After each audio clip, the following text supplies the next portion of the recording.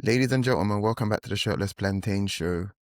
Coach's Corner, instant reaction from Port Vale 0, Arsenal 2. I'm going to try to make this as interesting as I can because nothing happened here today, man. Premier League team with a team value of worth over £1 billion, value, not spent, value of over worth £1 billion, against a League One side that's near Stoke. There's nothing really here. It could have been worse. Could have went the way of Grimsby Town versus Man United, but we're Arsenal. But yeah, nothing really happened. But I guess we'll start the lineup quite strong. I expected it because, as we know, I'm no sports scientist, but there's so much more information out there that's available to us. We know players are more at risk when they're cold, when they're not playing, to get injured rather than them building up rhythm, especially when you're just back from injury as well. You kind of need to build rhythm, build strength for your muscles, whatever else, kind of get your body ready to, absorb the minutes, stuff like that. And if you haven't got nothing behind you, you run the risk of obviously getting injured. So wasn't surprised to see Saka start. Wasn't surprised to see Saliba start either, for sure. Really glad that Norgard got his first start. Glad Ben White as well got his first start, I think, since opening day against United as well. Kepa got his first start. Lewis Skelly got his first start of the season as well. Obviously Mosquera is back in the team as well after missing out on the weekend. And then I think the most interesting thing today was the fact that we played both Wanyeri and Eze ahead of Norgard. That's kind of what I'd like to see. Most home games, not those two players in particularly, maybe even, to be fair, but just two attacking eights ahead of one single pivot in home games, especially against teams that are in and around the top 10, just outside the top 10 and stuff like that. That's what I want to see. So it was nice to see that Arteta is feels the same way as Owen to a degree and is experimenting with that. I definitely think there's,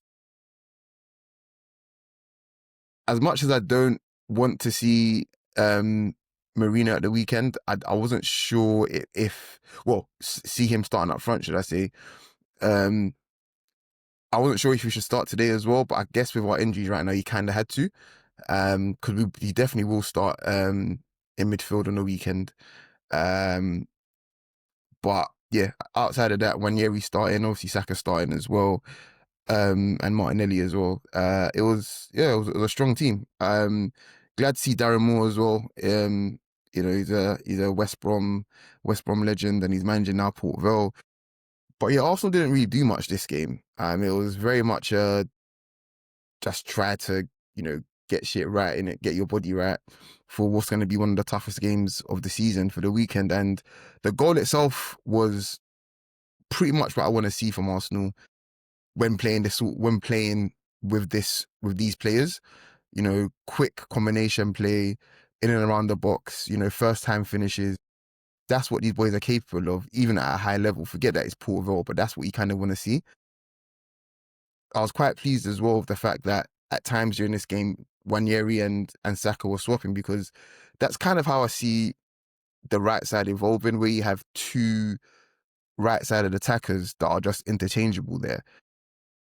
I know Odegaard can play as a wide playmaker, but I don't know if he's got the athletic capacity. In fact, I know he hasn't got the athletic capacity, but with how much he spent on Noni and the fact that he clearly, Arteta clearly really likes him, there's definitely scope for Saka and Wanyeri Saka and Wanyeri, but Saka and Madueke to strike up a good partnership there, where they're both, where Saka takes up more central positions, but there's no harm in him going wide because, it's Saka playing wide. You can't go wrong there as well.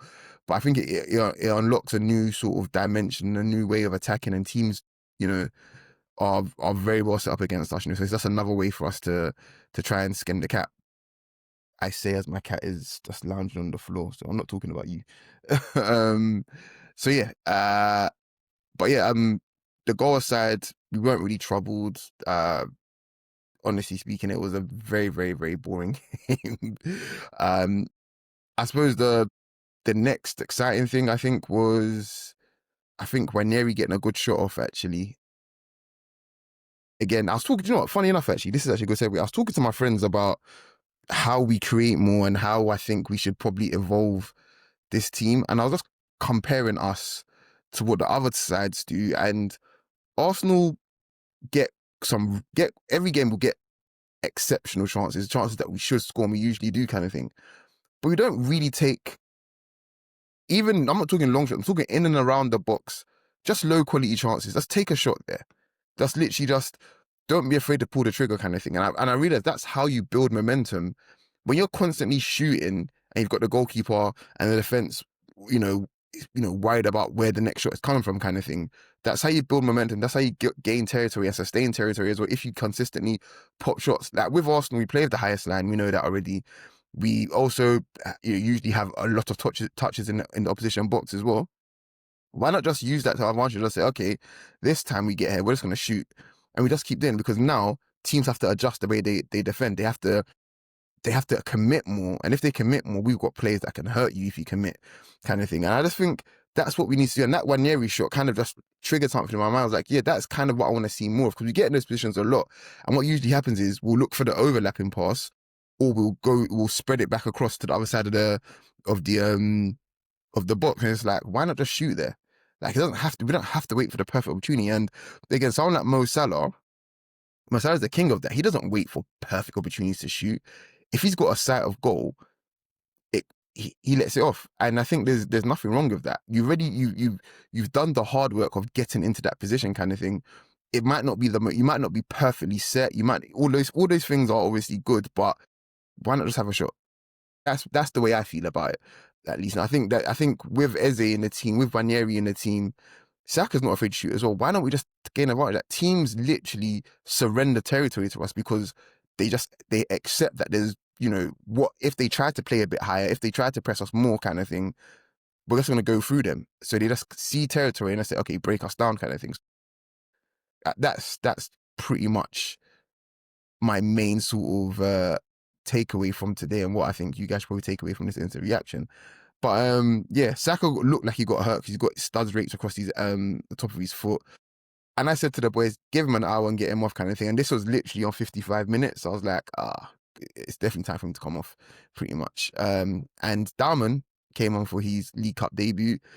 Some really good touches from him. Nothing to write home about, but he looks at home at this level. It's just about now building up, it's literally just time. Just give him time to grow and develop as a player, because he's very much still a child. They were singing, he's got school in the morning, which is always one of my favorite chants. I've heard it a lot at Arsenal games because we've played so many young players over the years. But it was nice to hear it again. And then obviously Rice came on, Gyökeres came on. He had a good chance where Diamond put him through on goal, and I think he should have done better, to be fair. He looked a little bit too relaxed, a little bit urgency there. We probably make it safe a little bit earlier, but we did make it safe with Trossard. And Trossard, yeah, he's one of my favourite Arsenal players in Emirates era in terms of just, I can depend on his finishing.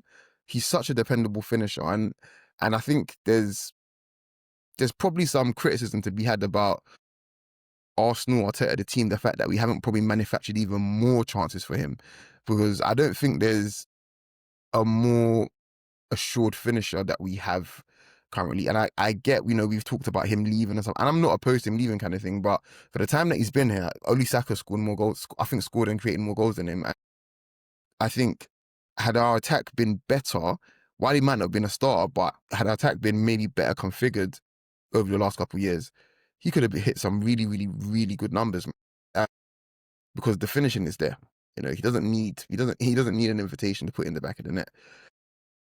But yeah, outside of that, I think everyone got away unscathed. Yeah, pleased for Eze obviously getting his first goal. Yeah, I think I'm looking forward to the weekend now. I'm really just unsure about this midfield, because the midfield really, it depends on who we're going to play in attack. I mean, I have a pretty decent feeling that it's going to be Marino, Rice, and Zubimendi on the weekend. I'm pretty damn sure of that. And that leads me to think, do we start Eze over Martinelli? Because Martinelli at St. James's Park, big open space, because they're going to try to press us high as well. It might not be a bad idea. My only thing is that Livramento, they might play him on the other side. against Saka, which means up against Trippier. Trippier isn't that quick, but Trippier's a really, really good right back, to be fair. Um, it's hard. We've got options at least, even with the Madueke injury. We've got options. I'm not too sure at this point. If I want to name our starting 11 for the weekend right now, I'm going with our strongest defense currently, which is Calafiori, Gabriel, Saliba, and Timber. Midfield, the first two pick themselves, Mendy and Rice. And here it gets really, really tricky because Saka, we already know is starting. Gyökeres, we're 95% sure he's starting. But then the other two positions, I don't know. Is it Marino? Is it Eze there? And then is it Eze or Martinelli on the wing? Is it even Trossard on the wing? I have no idea what Arteta's going to do. What I would do, what I would do, I would probably play Eze in front of um not Norgard, sorry, in front of Rice and Zubimendi. And I think I'd start Trossard, actually, funnily enough. I think I would. But he wouldn't be, I'd get him off, regardless of the score, I'd get him off at 60 minutes for sure. Yeah, that's what I do. Martinelli against tired legs and big open spaces, I'm all for that for sure. But yeah, we'll leave it there. Coach's Corner from Coach's Corner. Like, share, subscribe, all that good shit. We'll catch you guys after Arsenal smash Newcastle 7-0. So take it easy, guys. Peace.